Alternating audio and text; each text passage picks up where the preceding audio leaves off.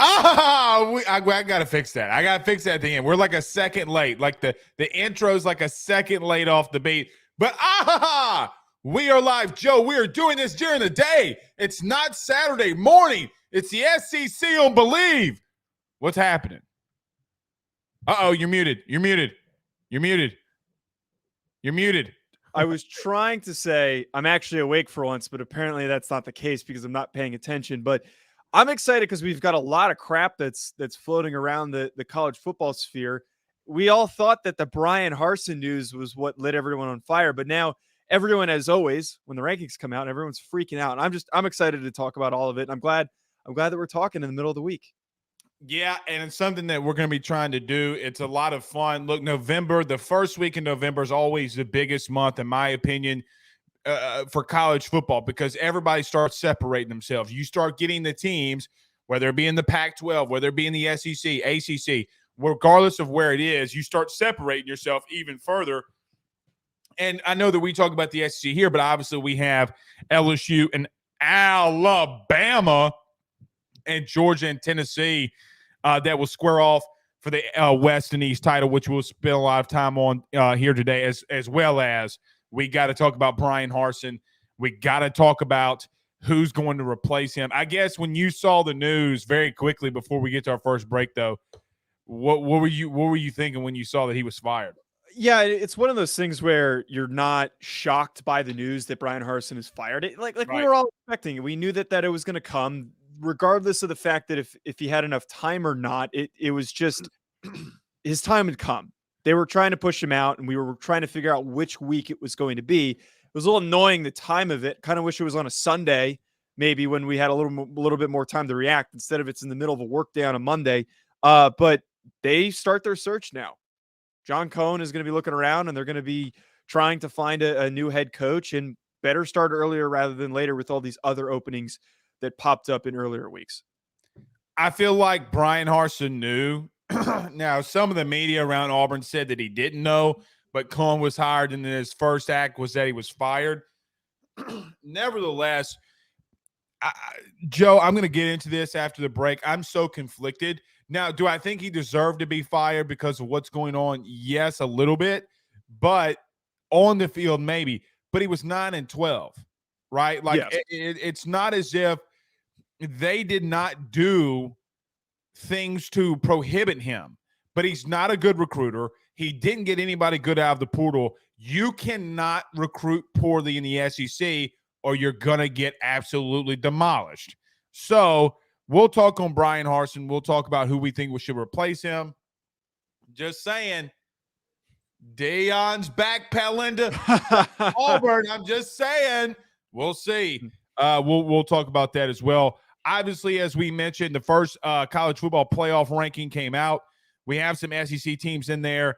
A lot of people, Joe, last night on my LSU show was freaking out about LSU being at 10. But on our Sunday, so people who don't know, for us to Bleav, Sunday we vote on our top 10. Yes. I'm just going to throw this out there. I think you're the only person. Big Daddy had LSU at number 10. Maybe there was a little birdie chirping in my ear. Are you saying you think that you knew that or did you know? I'm not saying, just know that, us Italians have connections. It's not just mob ties that we have here. It's playoff committee ties too, okay? I'm going to tell you why, though, especially for LSU, why they got there. But I'm going to also tell you what they think of Tennessee. If they were to lose, I don't think they fall behind 3. No. So we'll get into that as well. And then, obviously, as we talked about, we'll preview Georgia, Tennessee, and LSU. And I can't stand saying this, but because the devil coaches them, Alabama. We'll talk on them as well. All right. Joe, let's do this, though. Yeah. Everybody do us a favor by hitting the like and share. So many of you are watching us live on Facebook right now. Hit the like and share. Yes, it is a lunchtime special. I know all of you in the bayou are, getting you some etouffee, some gumbo. Stop it. Listen, hit the like and share. Subscribe to AYS Bleav on YouTube, but we're also streaming on Joe's platform. Joe, you want to talk about yours? Yeah, we're streaming live on Hack City, which we do our full college football reactions. But now if we're going to be doing this in the middle of the day, will be up on Hex City as well, which is just college football, NFL draft, recruiting, everything college football, less specific to the SEC, but still plenty of great content.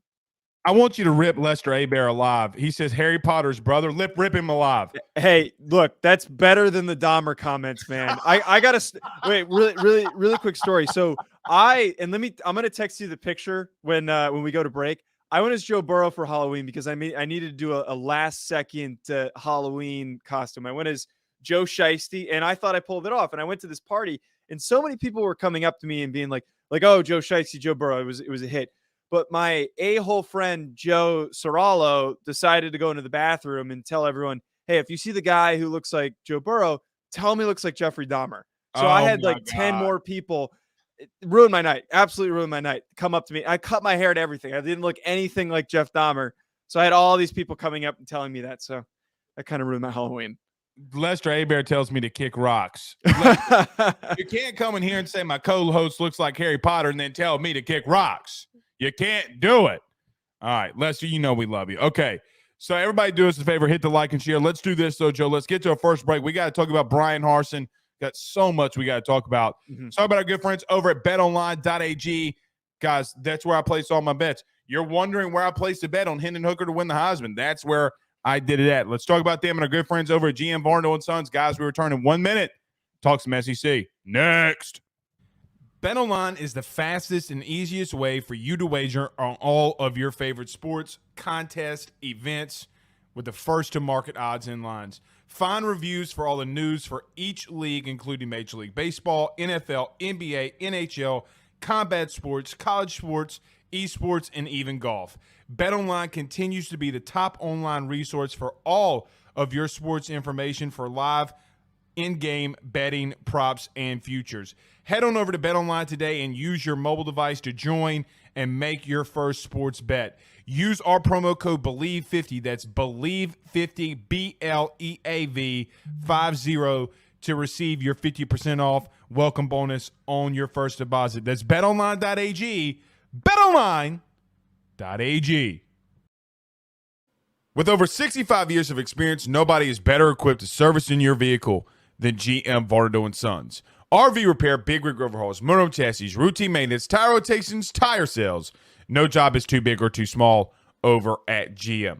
If you break down the side of the road in the greater Baton Rouge area, they will come and get you. And the best thing about that is that they can come and get you, and then they can bring your vehicle back to their shop and start the repairs right then. Again, GM Varno & Sons, go see them over at 2500 Fuller Boulevard. Give them a call at 225-664-9992. 225-664-9992. Tell them your good friend Blake Ruffino sent you on by. All right, so Joe just sent me the photo.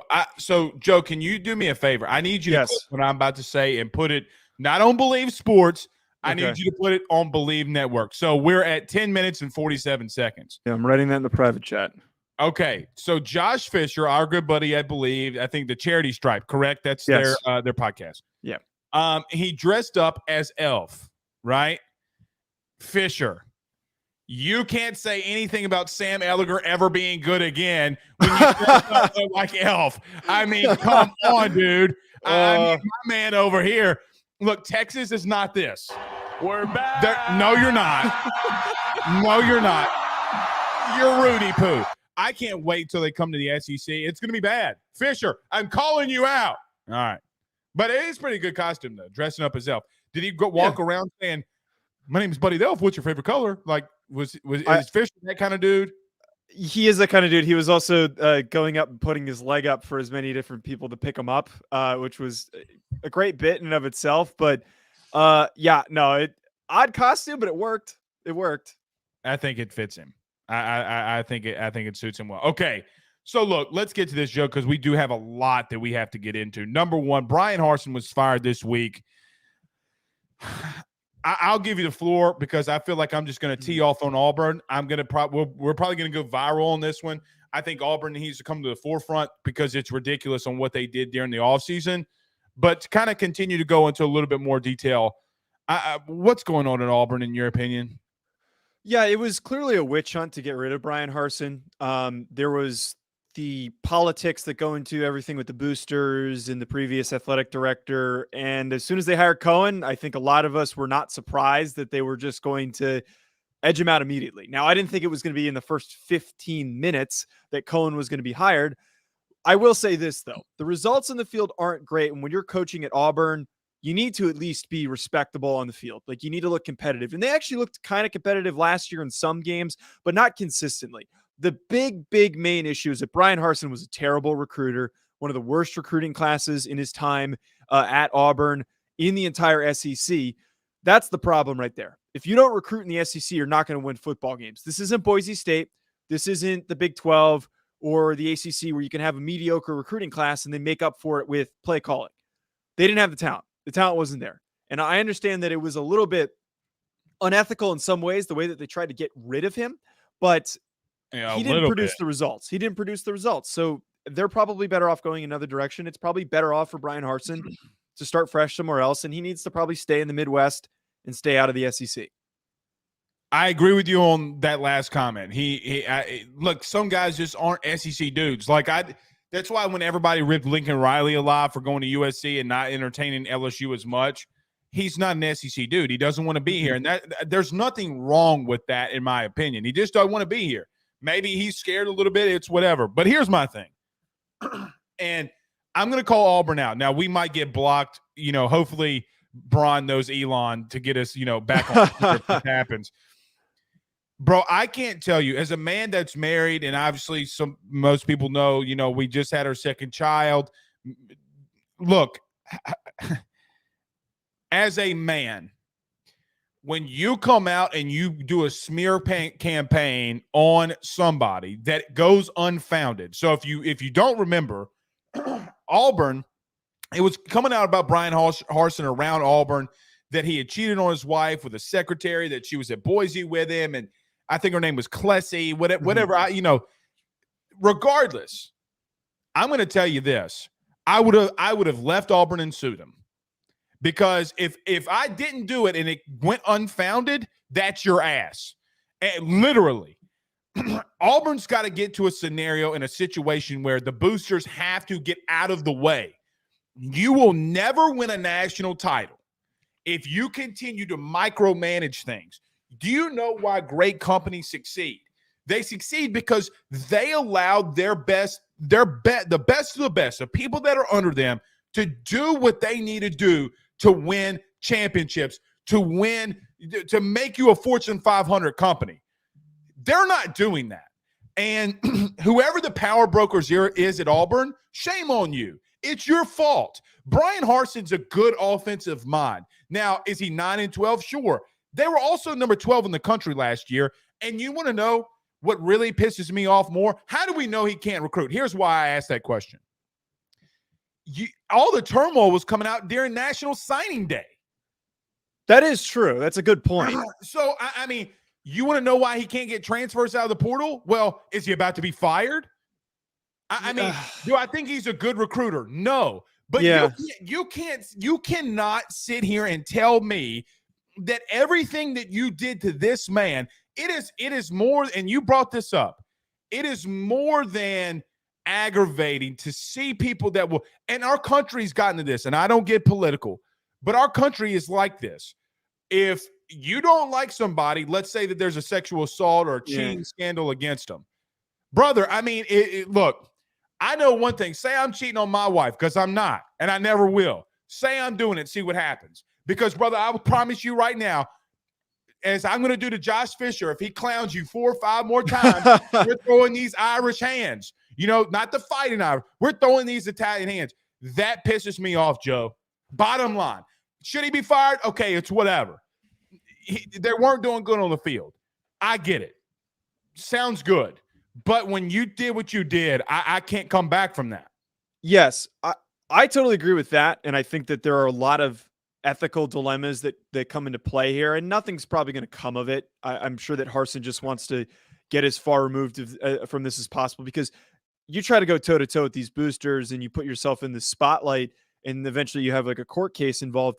It might impact his ability to get a new job. And some program might not want to hire somebody who's currently in an ongoing lawsuit or whatever because it's a distraction for your program.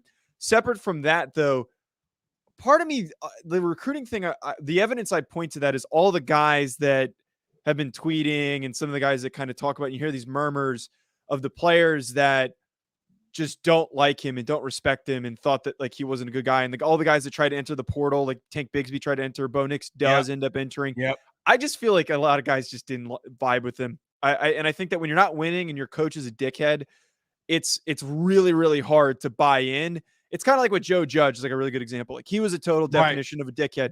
Guys were bought in at first because he was preaching all these things like fundamentals and being bought in. But the minute you start losing, you're a clown. And I part of me feels that the recruiting stems from that just inability to connect with these kids. I kind of still lean that he's not a good recruiter, but you bring up a good point. The timing of it's horrible. It's horrible. It's hard to, if you're a kid and you're even the parent of a recruit, how do you justify sending your kid to a school where the coach might get fired for doing nefarious things?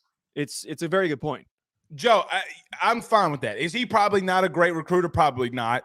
Did he deserve to be fired for things that were happening on the field? Probably so. I agree with everything you said. That's not even remotely like wrong. Like you're dead accurate. They still went toe-to-toe with teams like Alabama in year one. Okay? A team that got to a national title. You can't take it away from Bryan Harsin, right? There were some things that I heard about Derek Mason. Like Derek Mason said, well, you don't know what it's like to coach in the SEC. And you know, Bryan Harsin's like, and you do? Yeah, at Vanderbilt. There were some, and to that point, the chaos, and I feel like the team splits because of that. Some guys take Derek Mason's side. Some guys take Bryan Harsin's side. They forced Derek Mason on Bryan Harsin. Like, they didn't even want his Boise staff in here. If you're going to hire a man, my whole thing is this. If you're going to hire him, let him do his job. Derek Mason's a fantastic defensive coordinator. If he doesn't want him, he doesn't want him. Like, you got to give him full autonomy. Now, here's my thing. Yeah. To get on the field, they were schematically, to pardon my Cajun French, they were arse. Okay? They were really bad at times. But they still had weapons. Tank Bigsby, Coy Moore, they got dudes that they can win football games. Their front seven. Auburn's got a pretty damn good front seven. Yes. Okay, like they have NFL dudes. So he deserved to be fired, but we'll just have to wait. It was a horrible. You know, I don't like to on this show always transition to LSU, but Bryan Harsin is what you call not a fit. Brian Kelly does not find himself in that at LSU, right? Like when I think of a bad fit, I think Bryan Harsin. I don't think Brian Kelly at LSU, right? Like I just think it was a bad fit from the beginning. Yeah, and well, the biggest issue here and some of the murmurs you hear in this situation when he was hired is that it was like a compromise hire. Like it was a decision by the previous athletic director who now is no longer there. They brought him in and nobody wanted him there from the jump. The big thing then that needs to be important with Cohen, that needs to be emphasized, if he's picking his guy, there can't be outside influence like you talked about. And I don't know how hard that is going to be to institute. Like, are they going to be able to prevent boosters from having an impact on the decision making, and then whoever they hire completely watching every little thing that they do? Like, we can't have that. Maybe that impacts who decides to go to Auburn. Maybe that affects who decides to take this new job, because, you know, ultimately, do you want to risk showing up and then everyone is down your throat with every little thing that you do, even before you make a decision? It might be difficult actually to find a top coach because of the circumstances and because of what just happened to Harsin. I want to transition because you brought up a good point. You know who can do that and make them stop and not be all like that? His name starts with a the Lane train. Lane would go in there and make boosters would not be able to push around Lane Kiffin like that at Auburn, in my opinion. And to transition on guys that we think that it should be there. Look, brother, if I'm Cohen, I'm going to Lane Kiffin or Jimmy Sexton, and I'm making Lane Kiffin tell me no. Hey, how much? You're getting paid $5.5 million a year. What does 8 do for you? What does 9 do for you? oh, by the way, remember how you were complaining that Ole Miss isn't giving you NIL money? We have a $13 million collective that our boosters just put in. Ross Dellinger from Sports Illustrated just reported it. Here it is. To transition into this, to me, Lane Kiffin's got to be the dude. You got to make him tell you no. Who is it for you? First of all, with Kiffin, part of me feels like his name's going to continue to get brought up, and then he's just going to sign an extension with Ole Miss. It feels like one of those perfect. Like, I almost think that Kiffin's agent's just going to ride this thing out as far as possible, kind of like with James Franklin last cycle and Mel Tucker last cycle. It's going to happen. There is going to be an effort to keep Lane as much as possible, but as you're saying, there might be better resources, better location for recruiting. That to me is going to be a massive battle. Now, my favorite pick for this is Deion. I think that Deion Sanders fits this perfectly, and I think Deion Sanders has reached that point where he's proven he can recruit and coerce anyone to come play for him no matter where he is. He could be at a Division III school, and heck, he might be able to get guys to come play for him. He has that recruiting prowess. He has that swagger. He has everything that you're looking for in a head coach, and I think he's connected enough to bring in the right guys to lead them offensively and defensively. Like, they are going to put together an elite coaching staff. And if we're talking about somebody who's not going to allow themselves to get pushed around, I have faith in Deion. I have faith in Deion that's going to say, just let me do my thing. He is that type of guy, that alpha dog type of guy that I don't think Bryan Harsin was, where he's not going to get pushed around. No one's going to mess with him. Before we get to just to follow up on Deion, I have one very toxic pick that could happen here that's not being talked about. If you say Matt Rule, I'm kicking you out of the stream. No, I hate the Matt Rule projection. I think that one's unrealistic. What about Dan Lanning? I feel like no one's talking about Dan Lanning because he comes from the SEC as defense coordinator. I brought him up last night, so continue. We did again. This is what me and you are always a lot on the same page, but continue. And the reason why I say it's the toxic pick is just the hilarity of if Oregon gets cucked twice now by two other programs and losing their head coach in the South, from the South. Exactly to my point. In the South, to lose your head coach twice in a row. But like, heck, I would put him on the list. There's way more resources and opportunities at Auburn than there are at Oregon. There's easier recruiting than there is at Oregon. I think that smoke's real. I think the Dan Lanning smoke's real. My question is about Auburn. Do they pay his buyout to give him, But you look, and I said this on the Bill King show this morning. If you're going to pay the buyouts, you got to be able to pay the guy that you need to come in here to right your ship. So money can't be a factor in this. Mm-hmm. I like Dan Lanning as a wild card in this one, but again, I'm on the you got to make Lane Kiffin tell you no. Like the thing for me with Deion, do I think Deion would have success? Yes. Do I think he would win a lot? Yes. Do I think he would recruit well? Yes. Do I think he'd put a good staff around him? Yes. I don't know how he would react to having to play Georgia and Alabama every year, right? Like, there's something to be said about head coaching experience or coaching experience in the SEC. That would be and that is, to me, the only thing that I have on Deion that I, like, scratch my head over, right? Like, it's the only thing that I have the question on. How does he do in the SEC? I will tell you something that I heard a little birdie tell me. Watch out for Georgia Tech and Deion. Watch out for Georgia Tech. I hope that's not where he lands, man. I'm going to tell you this. Georgia Tech is starting to get pissed off. The reason they're starting to get pissed off is because there's a lot of big-time engineering boosters from that school that live in Atlanta, that live in Buckhead. They're tired of losing. My question would be, how – man, I'm sorry. How can they go and get Deion? I don't think it's a great fit for him either. Too academic of a school, but I'm just telling you, watch out for him. Okay, so you say that Dan Lanning's a wild card. Is there anybody else that you think is a realistic option for them? I don't know off the top of my head, and I would like to check, but was there an overlap with Dan Mullen and Cohen when they were both at Mississippi State? Yeah, I believe there was. Yeah, so I believe that there was. That's the other one to me. And just the overall perspective of this, I don't think that they're going to hire anyone that's coming from a group of five school. Typically in these circumstances where you fire a guy, you're never going to go back to that same direction. You're going to always – They're not going to Billy Napier it. No, not Jamie Chadwell. Like, as fun as that would be, and a name that's going to get brought up this cycle again, he's probably not going to be the guy. They're going to do a total 180. So like Dan Mullen's a name to consider that like maybe if everyone else says no, you call Dan Mullen because of that connection to Cohen, and Cohen obviously likes him and they have an established relationship.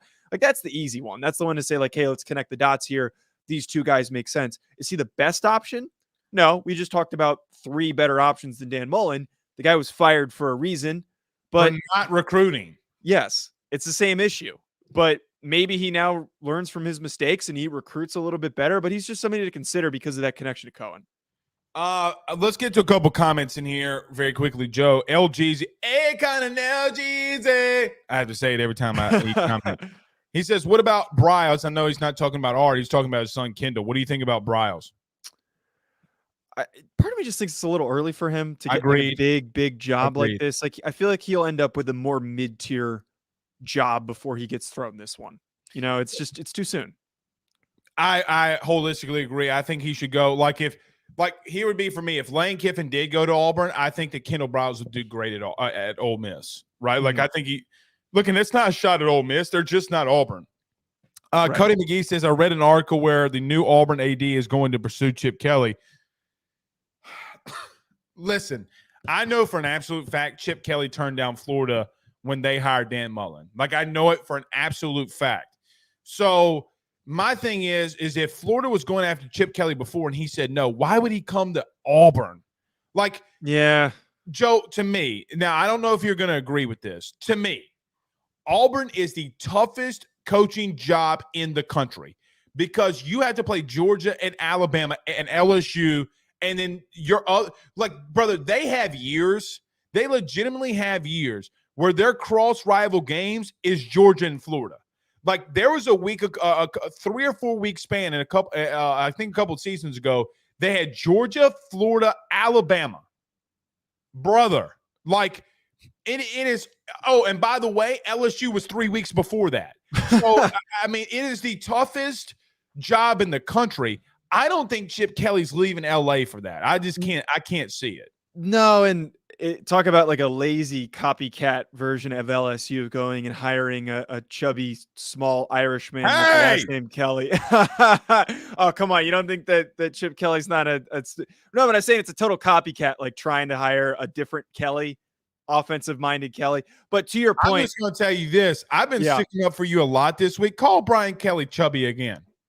Oh, okay. I'm sorry. He's jacked. He looks fantastic. He's the hottest head coach out there. By the way, he did make fun of himself. He goes, he's been doing everything he can to stay away from chubby Kelly, or fat Kelly is what he called it.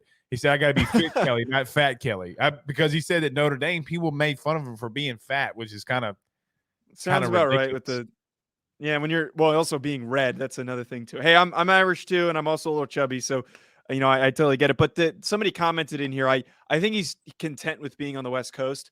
I think being through the ringer with the NFL teams, like why would he go into a situation that's super volatile when the results he's producing right now are going to keep him in his current job? And he's going to be happy. He's getting older. If he wins 9 games a year, he's never getting fired at UCLA. It's not happening. He's like one of the greatest coaches ever at UCLA if he does that for five more years. Right. It doesn't make a lot of sense to me. Is there any other wild card, maybe an NFL team or NFL coach that you could see that would come back? Like, well, let me ask this. I kind of want to just I don't see Urban Meyer going there either. Talking about coaches that won't go there, I just can't see Urban Meyer going there either. From somebody I've talked to that knows Urban, everyone throws his name out there for Nebraska, but it sounds unlikely. He would likely go to a more warmer weather location. Auburn might fit that, but I just don't think that's who Auburn wants to go for. They're going to try and toughest. Well, you can't fire Bryan Harsin and say that some of it's a little bit with cause because he was having sex with the secretary, and then Urban Meyer stick his finger up another girl's booty. I don't know if you ever saw the video, but the Alabama fan said LSU fan stuck his finger in my booty. Well, Urban Meyer legitimately did do that at his own bar, so you can't do that. I'm going to throw out one, and I want to get to you. I want to get to the playoff rankings or the college football playoff rankings from last night, but I want to get to this before we transition. There is one coach that is in the Midwest that I think that if Auburn presented themselves right in the right way, he would come. Luke Fickell. I do Bleav that Fickell is the type of guy that Auburn needs. Stern, tough dude, a guy from the Midwest that is tough. Auburn needs a tough dude head coach. If I'm Luke Fickell and you look, the sale's easy. Look, oh, well, you're at Cincinnati. Sounds good. We're Auburn. Okay, I know you're going to the Big 12. This is Auburn. I'm really interested to see if Luke Fickell's name starts to get thrown around in this Auburn thing. Maybe it doesn't, but I really, really like him, man. Yeah, I think Fickell is always an interesting name to bring up, and it's kind of if they want to go down that path that Tennessee went down, where they hired the premier Group of 5 coach that everybody was vying for, and I know they got Josh Heupel a little later. Rudely interrupt you. Is he really that Group of 5 guy since they made a playoff though? Well, he's ascended past that. Like with Heupel, Right. that they were ascending in that similar direction as Cincinnati did, and then he left, and then they've simmered down a little bit. They've worked themselves back up a tiny bit. But I think that Fickell definitely would fit that Heupel mold if that's the direction that they're trying to go for. If they want to grab somebody that's maybe not the big premier name and try to go with a new face in the direction. But part of me though also wonders, like Harsin was kind of like I said earlier, he's kind of a dickhead. So it's like Fickell, I know is a tough guy, but is that the same type of style of coach that you want to hire back to back? I just think Fickell has I don't know, man. I just think Fickell is not Bryan Harsin. Like we know that he can recruit. We know that he's had success. And here's another thing. He has been a Power 5 head coach before, even though it's been in the interim, right? Like he was at Ohio State. So I do wonder how that transpires. But look, we'll see. Okay, so let's do this. I got to find this, and maybe you can find it for me too, Joe, because I can't find it right now. I can't find my sheet. I do want to transition, though, as we're getting past this Auburn thing. The college football playoff rankings came out last night. A lot of SEC teams in there. Let me just start off by this. Was there something that surprised you last night? Not just the SEC, but holistically, what surprised you the most last night in the ranking? Yeah, the big one for me and the major one that caught my attention, I even tweeted out a reaction that I had to it, that Clemson being placed at 4 is absolutely ridiculous. Like that's the most surprising thing to me, and it feels as though their placement was done with intentionality to put the 3 ranked teams that they've played so far in the back end of the top 25, so it justifies where they're placed. They are always going to have homerism for Clemson, obviously, because of the fan base is going to be a big help here. That team is unimpressive. I have watched them.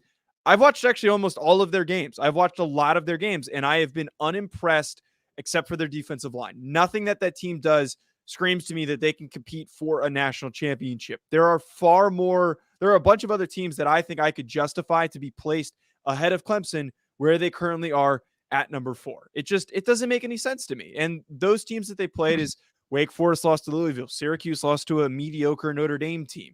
NC State has been sloppy. They almost lost to Virginia Tech. They're not as good as they are without Devin Leary. So I have serious problems where Clemson is placed. They should be at 5 or 6. I would much rather have a Michigan, a TCU, or an Alabama ahead of Clemson. Well, just in case you missed it, here's the top 25. I'm not going to go through all of them, but you do have Tennessee, Ohio State, Georgia, and Clemson that round out the top 4. Michigan, Alabama, TCU, Oregon, USC, and LSU. Look, I agree with you. As much as I've been on this Clemson train, here would be my question about that. Is Klubnik coming in and how he looked and how that offense transcended in that second half, does him being at quarterback make Clemson that much more dangerous? I think that they're a lot better with him. Yes. 4 straight drives, 4 straight touchdowns. You can't take that away from him. Against a decent Syracuse team, I think DJ Uiagalelei, or however you say his last name, is a bit overrated. Mm-hmm. So I like the Klubnik kid more than I like DJ. I think it changes them. But to be in front of Michigan is just not right. Yeah, so to talk about Klubnik, there you go. Or Klubnik, you might be right on the pronunciation there. I think in next season, in the next couple of years, he is going to be the reason why they win a lot of football games, and then they'll be back in the national championship conversation. But the kid's a freshman. I give him props for what he did against Syracuse.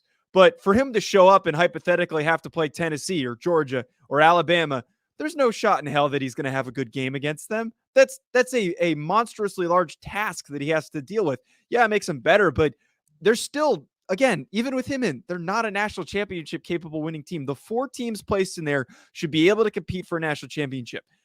I understand that Ohio State hasn't really played anyone. Michigan hasn't really played anyone. There's the arguments that TCU is not as good as some people think that they are. They have at least shown to me that they have aspects of their rosters where they can stay within a fightable chance of these top SEC teams in Tennessee and in Georgia.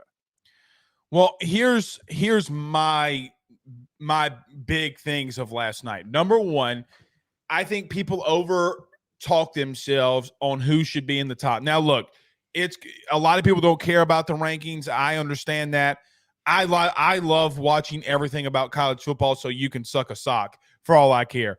Tennessee deserves to be number one. I knew they would be number one. You can't take it away. Look, Kentucky's not a bad football team. Like they're not a bad football team. They're a middle tier football team. They blew their socks off. You beat Alabama. You beat Pittsburgh on the road early in the season. They had done things that they beat LSU on the road. They deserve to be number one. Here was my thing, though. Ohio State has no business being above Georgia. Okay, like I agree. Look, I get that Georgia's had some very close calls against Missouri, but Ohio State has not played anybody worth the darn. Penn State is not that good. I do have a problem with Ohio State and Georgia. I would just flip them. TCU, a lot of people are upset, Joe, that they're number 7. They didn't get a lot of love, I guess. What are your thoughts on TCU? I think that TCU loses to every team in the top 6, even Clemson. Clemson's the only team that I don't think that they lose to. I think everyone else, yes, and I don't like. They have holes. They've kind of squeaked by in games where they probably shouldn't have won. But I love the Duggan Quentin Johnston combo and the offensive production that they've produced. I think just slightly neutral field TCU can slightly beat Clemson, but them at 6 is nice. Like I think them being at 6 is the highest I would put them up. They're probably going to lose to Kansas State in the Big 12 championship game. But I think that the other main reason why TCU is pushed where they are, it's just not a big fan base. It's not like a very marketable fan base compared to some of the other Texas programs. Like they needed that to be Texas. They needed that to actually be the Longhorns and not TCU. Right. But they're going to put them there because that doesn't sell for them. Here would be my counter arguments that the first playoff poll last year, if you remember, Oklahoma was at 8. I think that most of the committee believes that the Big 12, excuse me, do y'all smell that? Rudy poo. Okay, like that's what I feel. Okay, I will give you, okay, maybe Clemson. I'm going to tell you this right now. I don't think that they beat LSU. No. I don't think that they beat UCLA. I don't think that they beat USC. Brother, they haven't, like, I get that, they're undefeated, and I understand that. But, man, it's very tough for me to buy the TCU hype right now. I agree with you. I think when they rematch with Kansas State, it's tough to beat a good team twice, but let's keep our eyes on them. I do want to get to LSU. It's interesting. I'm about to be very petty. It's interesting, Joe. I thought Brian Kelly was a shitty coach. Took me a second to realize what you're going with this. Is this directed at me? He was a bad. No. You know who this is. Yes. Realize that. Anywho, I thought he was a bad coach. Joseph H. De Leon. I don't know what your middle initial is. I don't even know if your real name is Joseph. B. Blake. Is it Blake? Brad? No, it's Bruno. I know it's not the good. It's very Italian. It's very Italian. Bruno. I'm not calling you Joe anymore. All right, Bruno. So listen. Okay. A lot of people are upset that LSU was at 10 last night. Big Game Boomer, my buddy, freaked out about it. He hates LSU. Wait, can I ask, are you on good terms with him? Because I think that guy's a dipshit. That guy's a dipshit. No, let me say this. Here's what I do love about him. He loves college football, which makes me like him. Okay, I can get behind somebody that loves college football. Like, I can't stand Danny Cannell's takes. I love Danny Cannell because he loves college football, though, right? Like, right. I can get behind him even though he's wrong 95% of the time. A lot of people went after LSU and Brian Kelly last night. Make fun of Brian Kelly dancing with a 5-star recruit now. That's what I say. Look, man, they're getting better. Take the Florida State game away for just a second. Go back and watch the Tennessee game. They should have gone into halftime at minimum 20-13. It should have been 2017 going into halftime. Brian Kelly had to go for it on 4th down. Their special teams has been really bad. They're a young team. They are getting better. They've scored 90 points the last 2 weeks. This is what good coaching looks like. If they are marginally just close to Alabama this week, it's going to make the committee look great. I'm biased, though. Your thoughts on LSU being at 10? I think LSU has a lot of nice pieces, but the one thing I have been hurt too many times. Like, I'm sorry that I keep bringing this up, but like I've been hurt too many times by Brian Kelly to know that this is it's kind of a facade. A little bit. It's a little smoother. I'm sorry. I'm so sorry. But I'm telling you, for the amount of years of growing up that I have watched Brian Kelly and the amount of times that he has underwhelmed me. And I don't want to be the LSU hater on this show because it's fun watching them. I was excited when they kicked the shit out of Ole Miss. And I think that they're going to keep surprising teams. But my only thing is that they're going to lose a really stupid game. And that's going to push them out of the conversation. That's all. I can't tell you which one it is, but this always happens with Brian Kelly. And maybe he pushes past that in the coming years, but I think in his first year, he still hasn't gotten that out of his system. It's just notorious. And I've watched it too many times. I'm just saying, be aware, be wary, because it's possible. It's too possible. Bruno, listen to me. When you're wrong, I'm going to start calling you Bruno. Okay. Bruno, listen. That's justified. We had a man who couldn't say his ABCs win a national title here in 2019. Yeah. Brian Kelly is a better coach than Ed Orgeron. He also had a better staff, though. No, he did not. He had Joe Brady. Joe Brady and Dave Aranda. But the problem with Dave Aranda, the whole Dave Aranda thing was he didn't let him call his true defense. Like we've had players, we've had coaches on AYS who come out and say, oh, look, Dave didn't run what he wanted to run. He ran what Orgeron told him to run. Like, I will even go sources as to say that he would give Orgeron a game plan, and Orgeron would mark through it and tell him he didn't want him to do that. He wanted to play man-to-man quarters coverage. Yes, maybe. Let me say this. Joe Brady aside, now Joe Brady's kind of fizzling out a little bit. Now we're kind of seeing that's a little bit of the receivers in Joe Burrow, right? Yeah. I'll give you Aranda. But from a top to bottom, no. Because Brian Kelly is so much farther ahead of Orgeron, it equals itself out. I'll even give you this one. We had a man that ate 45 pallets of sod at LSU and got to 2 national titles and won one of them. Brian Kelly's better than him. Brother, he ate grass. He ate fermented grass. Okay. The one thing I will concede on Brian Kelly, the coaching staff that he has so far, I think is better than any collective overall coaching staff that he had at Notre Dame. Because there were some weaknesses here and there in different years where he had some really great coordinators like Marcus Freeman, like Elko. Tommy Rees was always an issue. I feel like they never really figured out who was the right offensive coordinator. I will say that this is probably the most balanced coaching staff that they have. It's not close. And they look great offensively. That's what makes them good. And I'm not saying that they shouldn't be number 10. I'm just saying be wary that there's a likelihood that they end up losing a stupid game. You just been hurt too many times. It's like a girlfriend that breaks up with you before homecoming, right? But it's not like – but okay, actually, no, you're kind of right. It is kind of like that. It's like me saying to you now, like, hey, my heart was broken too many times by this girl. There were too many fights. I've been here. Don't do it. Yeah, like – go ahead. Like you can, I'm sure you're going to have a great time. The highs are going to be great, but the lows are not going to be very fun.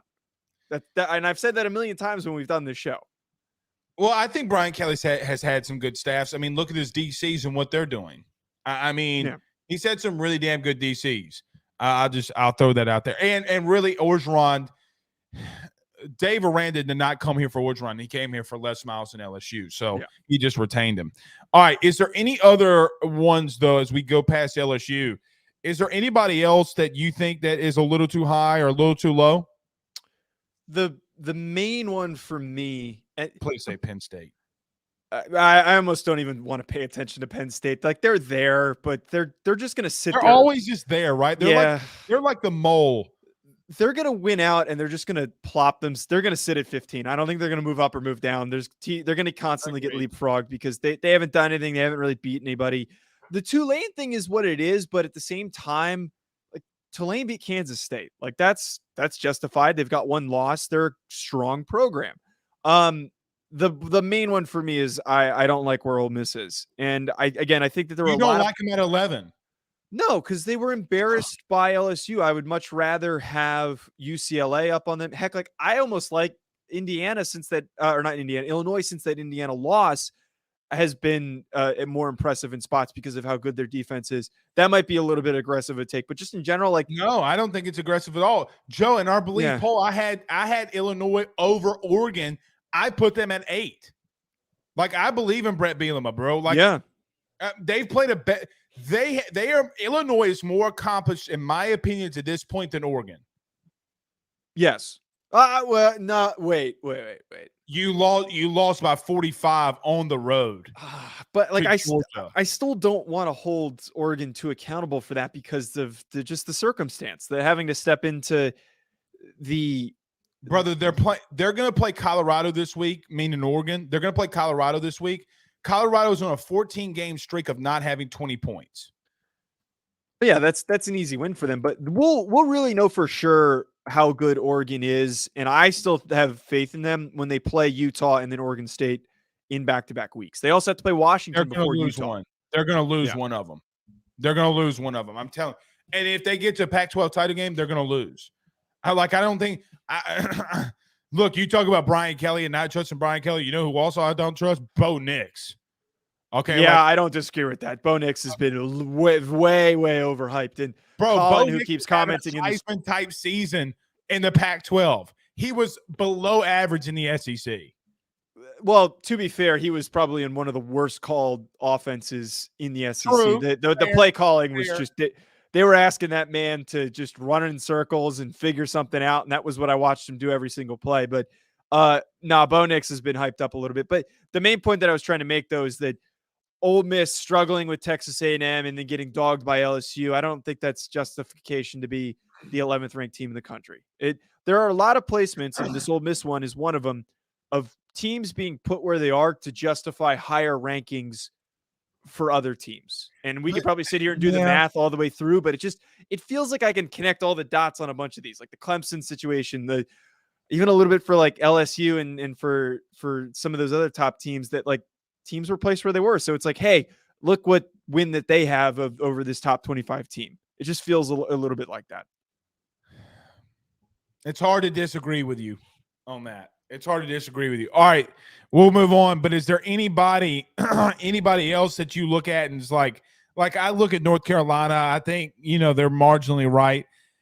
Anybody else that you see that maybe that got snubbed in the top 25? I don't know about snubbed, but you place Texas where they are. Maybe you can make the argument for Purdue is they're 5-3, and I hate that Oklahoma State's that high. Come on, they lost by 48 points to Kansas State. What are we doing here? How does that make any justifiable sense that they got dogged like that? It doesn't. Well, and Kansas State should, here's my rule of thumb, okay? And it's why you can't put Ole Miss ahead of LSU. If you get dog smacked and patty smacked, you don't deserve to be above Kansas State. Like, they don't deserve to be above Kansas State. And you got Tulane in 19. Put them in the top 25. Right. Okay. Well, I'm glad we agree, Bruno. Anywho, okay, let's move on. Told you that. No, you should have never told me that. I like it. I like it. See, people don't understand this thing about Italians. Like, every male in my family, their middle name's Joseph, right? So, is it really? Yeah. Yours is Joseph? If we had a boy, we were going to name it. The first name was going to be Joseph. I was going to say it was after Burrow, though. So I had an excuse. Not after me. No. You didn't bring me 65 touchdowns to Heisman and Natty. I'm just letting you know that right now. Okay. This, though, and we talk about this. This is going to work itself out. Number 1 is going to play number 3. Number 6 is going to play number 10 this week. So let's talk about that. Do you want to go Tennessee and Georgia first, or you want to go Alabama and LSU first? Let's talk about the TC or the Tennessee game, because we just spent so much time talking about LSU, because that game is going to have serious impact on where the current seeding is, because somebody could fall out of that top 4 if they lose this game.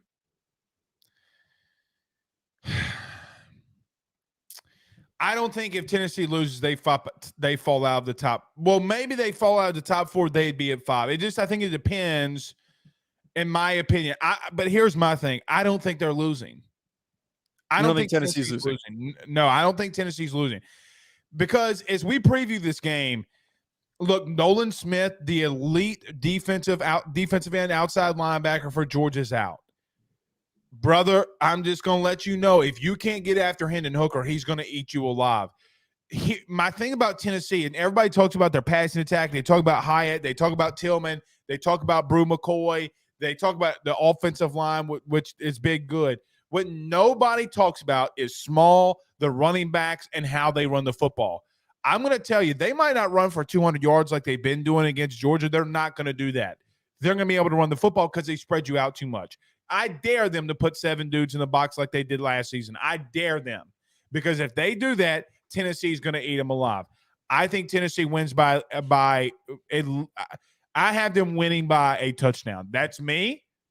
But I maybe I'm wrong, Joe. Maybe I'm putting too much faith in Tennessee.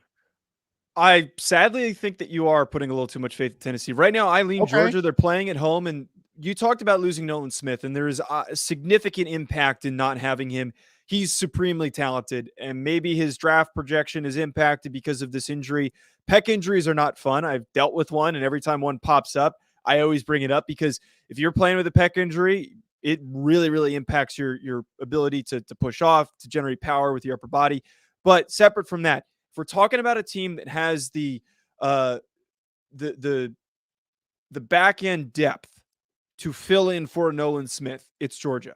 They have recruited so well in that front 7, where I almost think that they don't need to stack the box against Tennessee. If there's a team in this country right now that can play with a light box against Tennessee's front, where they open up a lot of their passing attack by running the football. A lot of people don't know this, but I Bleav I heard on another pod that Tennessee runs the ball more than Georgia does, because of the success. But they also have more attempts to do it, though, too, yes. Right? Like because they're having quicker offense. Right. There are 22 more plays a game than Georgia is. Right. It's a lot quicker of an offense, so it allows them to do it. But what is going to take any team to stop Tennessee this year is slowing down that pace, keeping them off the field. And if a team is capable of doing that, to me, it's Georgia. And I said this on the morning show last week, I think it was.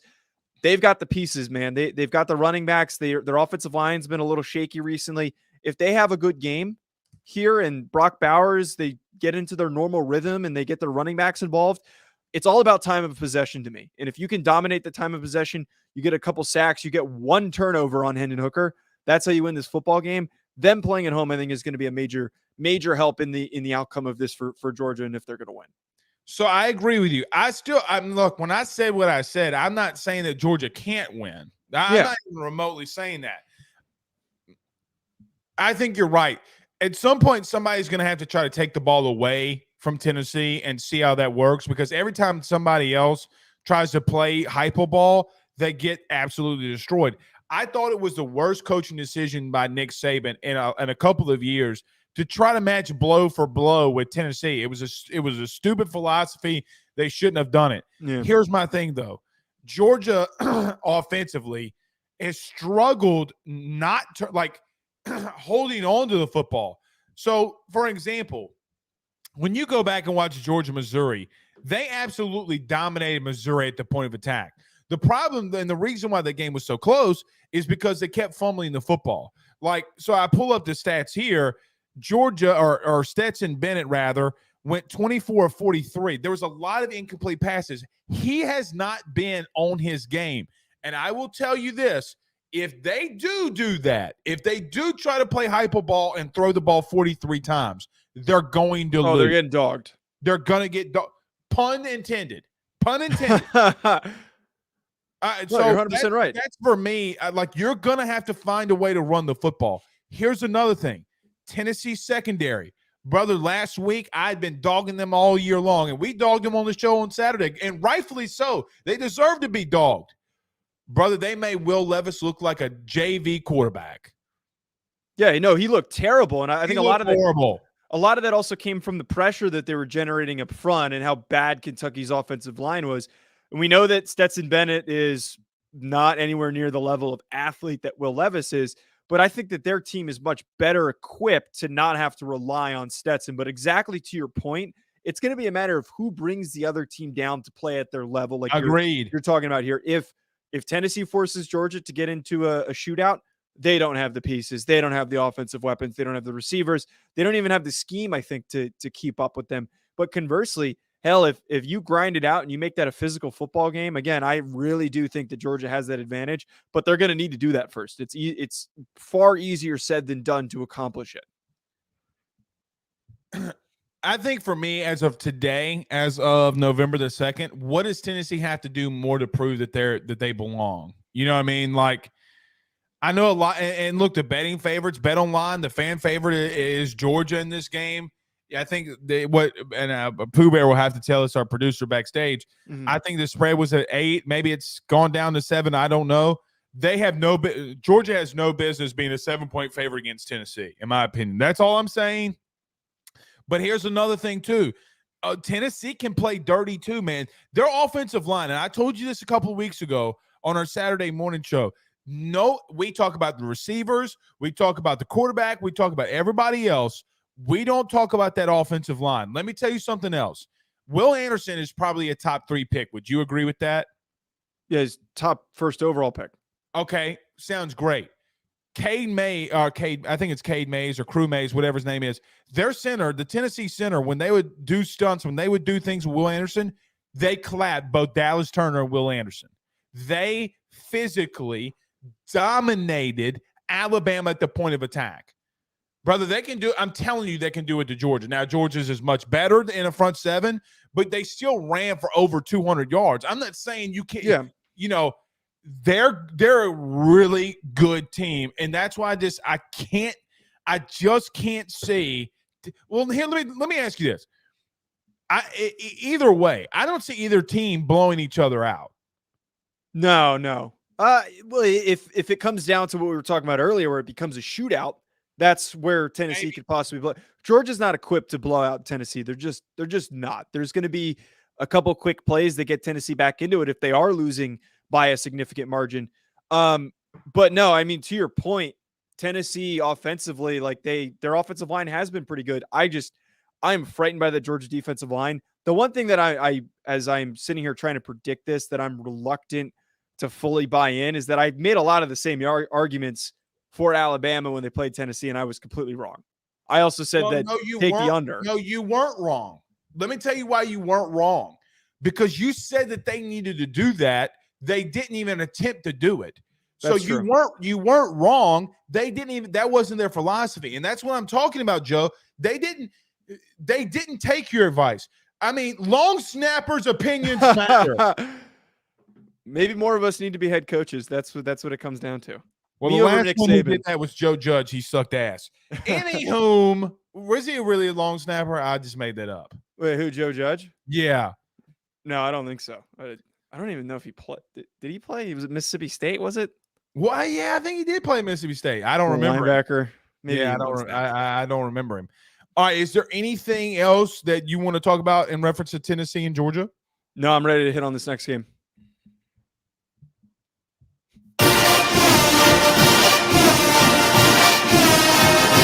If anyone doesn't know, that's the LSU fight song. That's also what Alabama's going to hear a lot on Saturday, too. All right. I talked about it a lot. They're going to think I'm biased. I give you the floor. Go ahead and tell me what's going to happen. Go ahead. Blake, listen, as much as I would absolutely love for Alabama to lose to LSU and for the excitement of just the landscape of college football, and as a college football fan, to have more parity, to have, more names to discuss as potential national champions. This is notoriously a Brian Kelly stinker game. This is a game where tomato. I'm throwing tomatoes. Hey, that's a producer. It's not me. You show up. And look, I'm just saying that Brian Kelly in the past has shown up to games like this, and it's like they've got a shot. Like, this is the year that Brian Kelly's going to do it. He's going to come in, and they're going to play such a good football game, and they're going to win. And then it just doesn't come in anywhere close. My projection here is, and I'm so sorry, Blake, but if LSU loses, they're going to get blown out. Like, I think that it's going to be because they're asleep. It's going to be because they're not ready to play. If they win, it's going to be in very convincing fashion. But I just don't think that this is – I'm so sorry, Blake. I have to – and I know that as your co-host, and I can't be a homer. Like, I can't – I know that this is very heavy LSU-based listener base. I can't try to appeal to them. See people in here now. Okay. All I'm saying is it's just not this year. It's too soon for Bryan. He needs a little bit more time.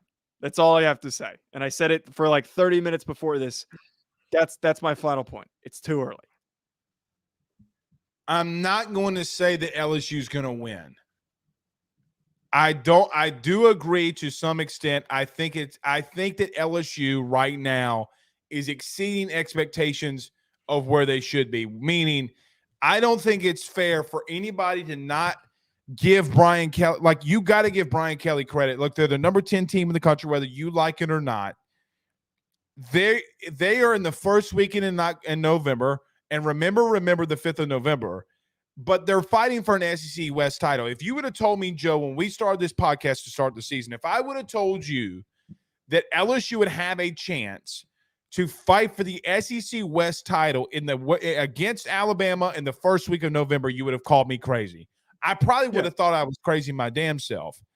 I agree with what you're saying. History a lot of times repeats itself. I just don't think LSU is going to get blown out. Here's why. This game, whether like it, love it, or hate it, regardless of who the head coach is. Now, I know that LSU got beat in 2018, 29-0. That game it wasn't a 29-point difference.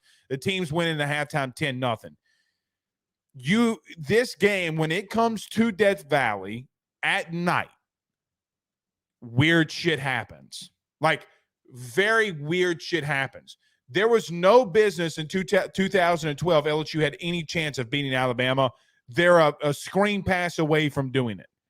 My point is this. I'm not saying they're going to win, but I'm going to say that I think it's not going to be a blowout. But I will do this. Do you want to make a little wager on this game? Okay, let's do it. Okay. Are you going to give me the 13.5 points for LSU? So, yeah, so you're saying that LSU will cover 13.5 points. Is that what the current line is? LSU will cover. Yeah, I'll give you that. Okay. I want us to come on the show. Like, you got to tell me I have to dress up as something if Alabama blows us out. Okay. And then I got to tell you what you have to dress up as. And you don't have to dress up long. I don't want to do like something ridiculous. I want you to be able to take it off during the show. But like, you got to come in here with like a clown glasses and hair on. Me too. All right. I'll put up that wager. I will stick behind that. Okay, so either one of us, whoever wins this battle, we got to dress up like there's a little bit of a clown. Fair enough? Deal. 100% deal. All right. Pooh Bear, do you know where I can dress up as a clown? I get it. I get it. I just think that they cover the spread. All right. In reference to breaking the game down, what are your thoughts? Like, how do you think it goes, though? Do you think, like, I mean, if you're saying LSU's getting blown out, you're saying that the receivers stink, quarterback stinks, O-line stinks? Like, no, not necessarily. To provide clarification, I think that Bama wins by 2 scores. The blowout is a hair aggressive, but I still don't think that this game's not going to be in a winnable position at the end of the game. Like, they're going to be out of it by a couple scores. Alabama's going to close out the game. I think seeing the way that Alabama has played in some of their other matchups, and it feels like Bryce is starting to get back to healthy. They're starting to get back to normal. If they can get the run game going and they're popping things with Jahmyr Gibbs and Bryce is in rhythm, I think it's just going to be a lot of quick, easy scores early in the game, and it's just going to be too much for Jaden Daniels and company to get back into it. The one thing that Brian Kelly has notoriously done with teams in his whole 10 years as head coach, but also you're starting to see a little bit of it at LSU now. They're just a slow team to get going. It feels like first quarter, and it's always been like that at Notre Dame. They always come out not like flat, but it takes them a little bit of time to get going. They're not always a team that has been score right away on the first drive. It was always unlikely for that to happen at Notre Dame, and I see a lot of that so far happening for LSU this year. So if you get a couple quick scores by Alabama, it takes you too long to get going and get into the game offensively and get into a rhythm. They'll probably finish the game strong, but they're going to lose probably by 2 touchdowns. What would happen in South Bend, Indiana, if they pulled it off? If LSU pulled it off, what would happen? And if they get stopped by Clemson, I'm afraid to go on Twitter to see what everything's going to be looking like. I think everyone's at their breaking point. I think Notre Dame fans are trying to find cause for this Clemson game to justify Marcus Freeman. Like, oh, we're going to beat Clemson. They're going to get stopped. They're going to get their asses kicked. I think everyone just is at this point where it's like, whatever. You know, the frustration point is at its boiling point, but no one wants to hear the shit talking anymore. So there's going to be a lot of people that are hiding from some of that criticism. In reference to, and I'll give you this. We can talk to Notre Dame Clemson next to wrap up the show. But I'm gonna say this. I think that Brian Kelly has done something that we haven't seen at LSU since 2019, or really holistically. That offensive line is pretty freaking good. LSU's offensive line with 2 bookend freshmen, look, they're getting better. My thing is that when you went and got Jane Daniels out of the portal, the teams that beat Nick Saban, what do they always have? A guy that can run at the quarterback position, and he has to have a stellar performance. I'm not saying Jane Daniels is going to have a miraculous performance, but if LSU wins, the only way that they win, and I mean this holistically, the only way that LSU wins, Jane Daniels is going to have to go off. He's just going to have to go stupid. I think he's got it in him. I really think he's got it in him. Brother, look, a lot of people can say what they want, but when you score against Florida and you score against Ole Miss, those are still 2 SEC teams. He had 7 straight touchdown drives against Ole Miss. 7. Like, that is unreal against air, much less against an SEC opponent. They're going to need him to go off. That's my key to victory. Number 5, please, sweet God, baby Jesus, let him go off. That's how you win it. Okay, since it is your Notre Dame team, I know they're not in the SEC. Talk to me, Goose. So, look, the deal with the deal with Notre Dame is just I've had too many people that I've talked to that are delusional this week and have expectations and hopes that Notre Dame could play well in this game. But I pinpoint the fact that Drew Pine is one of the worst starting FBS quarterbacks in the country. Remember the tweet I sent you? Yes. Brother, he is so bad, man. I hate to say that. Stinks. He's got no accuracy. He's got no athleticism, and he's tiny. I don't know how he was as highly recruited as he was, and I don't know how he ended up on this team. The fact that they didn't get somebody in the portal to back up Buckner is also atrocious. And what we've watched on a week-to-week basis against mediocre teams that don't have nearly as good of defensive fronts as Clemson, so that the guy's been running for his life, and he has no pocket awareness, and he has no ability to escape any pressure. So he's going to get killed. He's going to get sacked 6-7 times. They don't get the run game going. It's going to be lights out. Clemson's probably going to win this game by 2+ scores, realistically.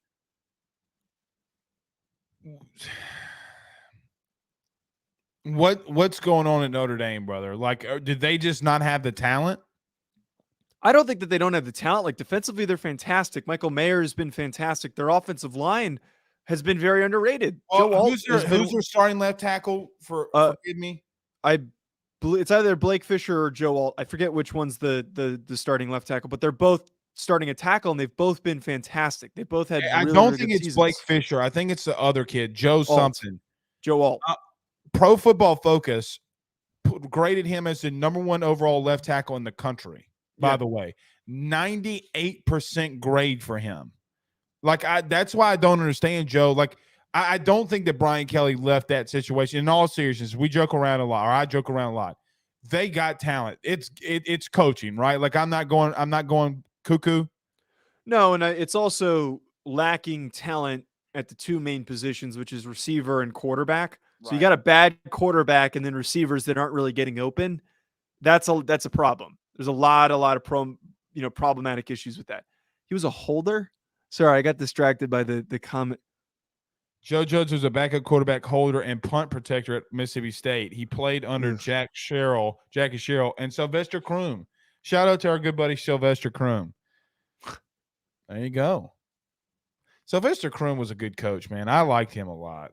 I liked him a lot. Interesting fact. Thank you, Pooh Bear. That's what happens when you have good producers. Yeah. We'll see. I agree with you. I still think that they I do still think that they're going to lose to Clemson. All right, before we get out, I lied. Bruce Feldman, by the way, Joe just reported this. I'm going to bring this up on the screen because we were talking about this at great length, obviously, throughout the show. So I'm just bringing this up. Bruce Feldman reporting Lane Kiffin is a top candidate for the Auburn vacancy. He was asked today about his name being in the mix for that search. He says, Lane Kiffin states, we do not really comment on those things here. We're extremely happy here. We got something special going. Have great support here. Let me tell you this. If Bruce Feldman is reporting this and he's saying he's a top candidate for Auburn, brother, he's heard something. Oh, yeah. Yeah. I think it's likely. And again, part of me wonders any murmur that comes up with Kiffin to Auburn, it's got to be great work being done by his agent. Like his agent is him and Saban and Jimbo. I mean, all their agents, Jimmy Sexton. Yeah. All of those Ole Miss guys. And if I'm not mistaken, the guys that leave the Patriots, like Bill O'Brien and all these guys, their new age, like Bill O'Brien, if I'm not mistaken, his new agent's Jimmy Sexton. Like all of them have him. Like it's and he gets these guys huge deals, and that's what you have to do. You have to start these murmurs, these discussions, and leak stuff to reporters to build that up so that the Ole Miss front office and the athletic department have a fire lit under their ass to keep him, to pay him way more than Auburn's going to be willing to pay him. I don't think they'll match. I really don't think that they will match Auburn. I just don't see it. Ole Miss fans better hope they do. They won't. I'm just telling you. All right, Joe. It's been a great midweek lunch special, man. Yeah, this is fun. A lot of great viewership. I was worried about the viewership, but the faithful came out.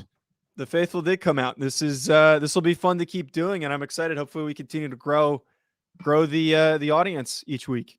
Agreed. But until then, we will see everybody Saturday morning. Joe, who do we got? Do we got any guess we want to reveal at the current moment, or we want to wait? Well, no, I'll give a teaser. It is currently on an informal agreement, but our new Bleav in Alabama host, DJ Fluker, is supposed to be coming on to talk about the Alabama LSU game. We're trying to fill some of the other slots. We got Texas A&M host Mandy Knight is probably going to come on. And we also loosely Blake, Demontre Moore might be coming on the following week, or whenever LSU Texas A&M is. We're going to try and get Demontre to come on. Sounds good with me. Sounds like we keep growing. You know why? Because we Bleav. Till then, we'll see y'all in a couple weeks or a couple days. I said a couple weeks. We'll see y'all Saturday. Later. Peace out, Girl Scouts.